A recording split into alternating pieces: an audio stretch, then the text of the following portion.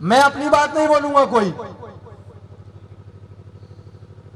उस विमान दुर्घटना में हमारे जवान वीर गति को प्राप्त हुए और बिपिन रावत जी ने एक बात कही थी कि देश की सेना को 2.5 युद्ध लड़ना है। कितना युद्ध लड़ना है? और उसमें देश के नागरिकों का सहयोग चाहिए। तो जो आधा युद्ध है उन्होंने किन से लड़ने के लिए कहा था? तो जो लोग सोशल मीडिया पर या कोई भी गतिविधि में जब हमारे देश के जवान का दुर्घटनाग्रस्त हुए तो जो मुस्कुरा रहे थे वो सारे के सारे उस आधी 2.5 में से आधी जो आबादी है उसका हिस्सा थे। ऐसे लोगों के विरोध में हम लोग कार्य करते हैं कि अगर देश के अंदर टीम इंडिया हारेगी तो कुछ लोग हंसेंगे क्योंकि देश हार रहा है। देश के जवान कहीं वीर गति को प्राप्त होंगे तो वो खुश होंगे क्योंकि देश हार रहा है। तो जो लोग खुश हो रहे हैं, अब स्थिति यह है कि हम उनके खिलाफ या मन से भी नहीं बोल सकते।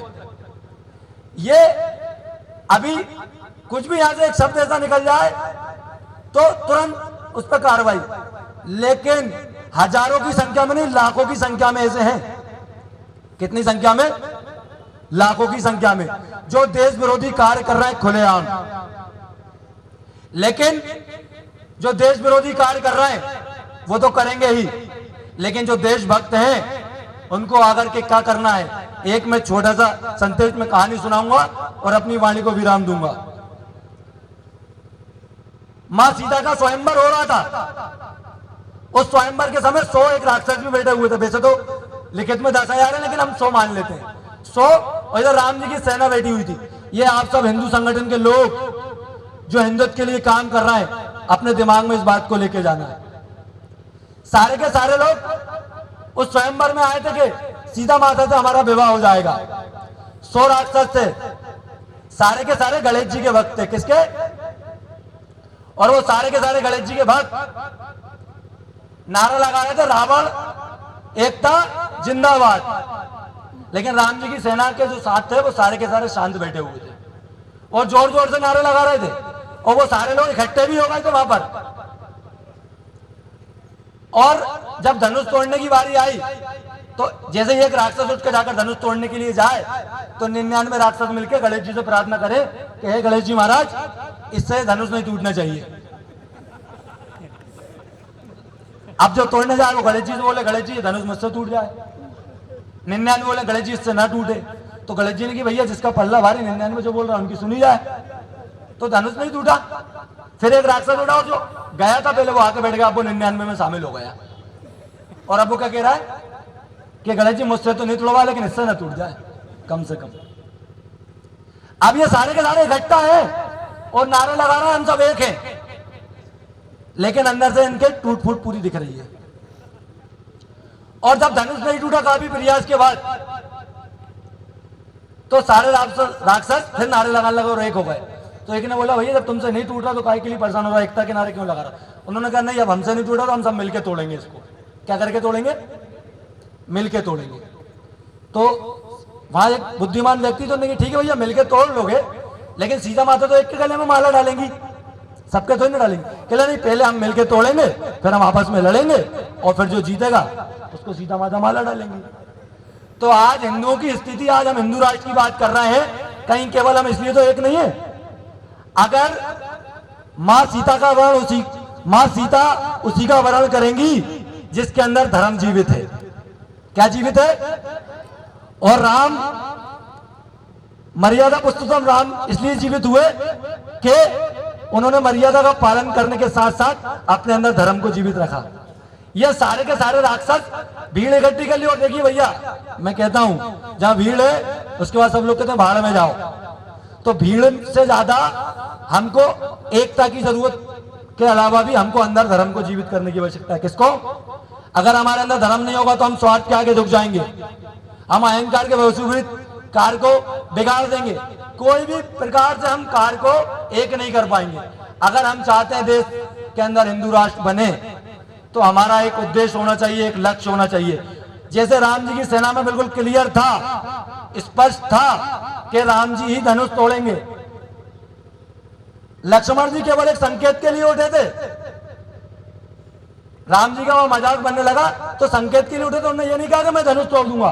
उन्होंने कहा कि धनुष तो मैं भी तोड़ सकता हूं, लेकिन इसके लिए राम जी निमित्त। और हमारे यहां हम हिंदुत्व का कार्य कर रहे हैं तो अक्सर प्रतिस्पर्धा में एक दूसरे का कार्य बिगाड़ने का प्रयास होता है। मैं ये बातें इसलिए बोल रहा हूं क्योंकि ये घटित हो रही हैं और हमको एक सिस्टम के लिए काम करना पड़ेगा। कपिल भाई भी उसी सिस्टम के लिए काम कर रहा है और हम कंधे से कंधा मिलाकर के उनके साथ हैं। सिस्टम दुनिया के अंदर एक बटन है, जब बटन अरब के अंदर दबता है तो हर शुक्रवार से पहले नहीं, अभी 1 घंटे के अंदर पूरे दुनिया के इस्लाम को पता चल जाएगा उनको करना क्या है। 1 घंटे के अंदर ईसाइयों के पास अपना बटन है वेक्टन के अंदर, जब वो बटन दबता है तो पूरे दुनिया के ईसाइयों को पता चल जाता है उनको 1 घंटे बाद करना क्या है। दुर्भाग्य तो देखिए हिंदुओं का कि हिंदुओं के पास ऐसा कोई बटन नहीं है जो दबे तो हिंदुओं के पास कम से कम सूचना ही पहुंच जाए कि हमको 1 घंटे बाद कहां खड़े होना है, क्या करना है। तो उस बटन को बनाने के लिए हम भोपाल में भी प्रयास कर रहे हैं। ज्यादा का नहीं 10-20 हजार लोग बने, जो बटन दबे तो 10-20 हजार हिंदू इस देश के लिए रोड पे खड़ा हो और उन देश विरोधियों का जवाब दे, और उन देश विरोधियों का जवाब दे जिनके बारे में बिपिन रावत जी बोल के गए, मैं नहीं। क्योंकि ऐसे लोग इस देश को तोड़ने का कार्य करते हैं। मैं किसके बारे में बोलूं और किसके बारे में ना बोलूं। अब भैया लोग बोलते हैं मुसलमानों के खिलाफ मत बोलो।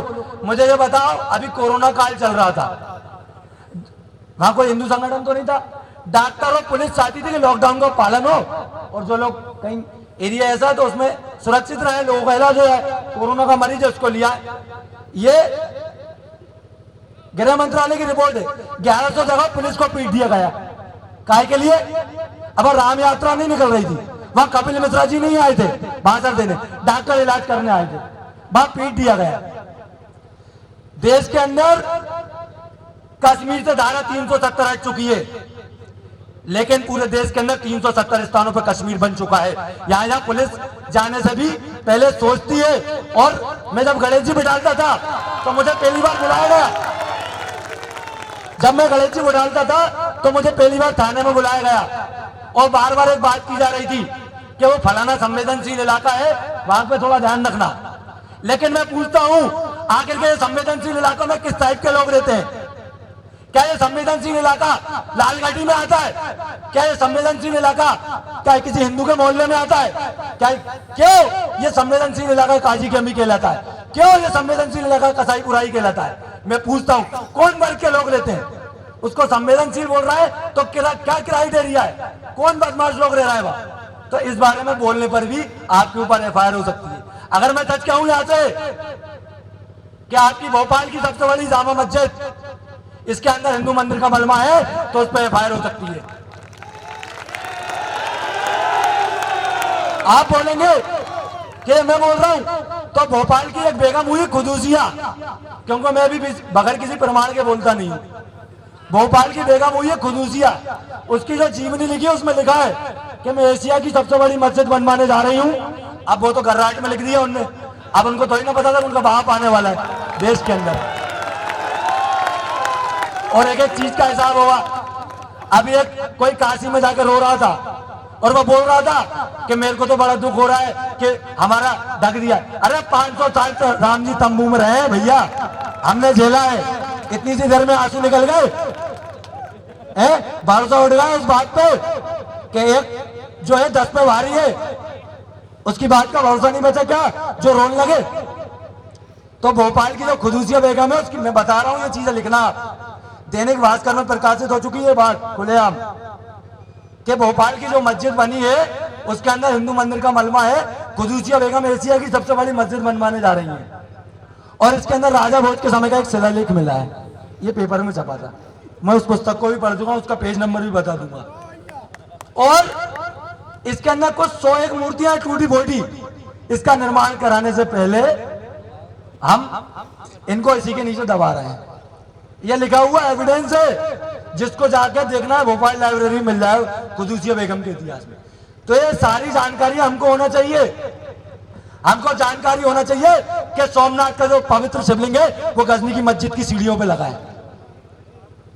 रोज जब नमाज से पहले उन सीढ़ियों पे जो शिवलिंग के टुकड़े हैं उन पे अपना जूता रगड़ने के बाद नमाज अदा की जाती है। अब यह सत्य है, पुस्तकों में लिखा है, सबको मालूम है, लेकिन इस सत्य को बोलने के ऊपर भी आपके ऊपर केस दर्ज होगा।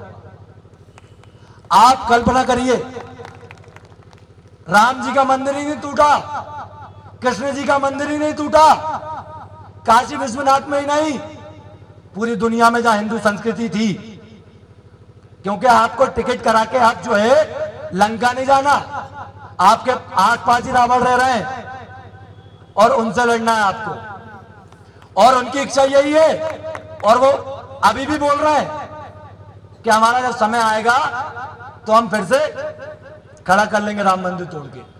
तो ऐसे लोगों के लिए आपको खड़ा होना है। और मैं जिस विचार की बात कर रहा था कि अपने दिमाग जो है खाली है इस समय, यह लोग बहुत शक्तिशाली हैं, सबका दिमाग हिंदुत्व के लिए कट्टर है, और मैं कट्टर शब्द का इसलिए उपयोग कर रहा हूं, कुछ लोग इसको साइड करते कि हिंदू कट्टर नहीं होना चाहिए। मैं कहता हूं हिंदू धर्म कट्टर नहीं होना चाहिए, लेकिन जो हिंदू हैं उनको कट्टर होना पड़ेगा, और तभी हिंदुत्व की रक्षा इस देश के अंदर हो पाएगी। और इन सभाओं से क्या होता है, इन बैठकों से क्या होता है, तो मैं तो एक छोटा सा उदाहरण दूंगा कि ईसाई लोग एक गांव में जाते हैं और वो गांव में एक भंडारे का आयोजन रखते हैं, और इसी प्रकार से एक टेबल रहती है, उस पर एक ट्रांसपेरेंट बाल्टी रख दी जाती कांच की, और वो सबको भंडारे के बहाने इकट्ठा करते हैं हिंदुओं को, और वह कहते हैं कि ये जो है हम आज आपके जो भगवान उन सबसे शक्तिशाली उनका नाम बताइए, तो एक कहते हैं हमारे यहाँ सबसे शक्तिशाली हनुमान जी है, तो कहते हैं आप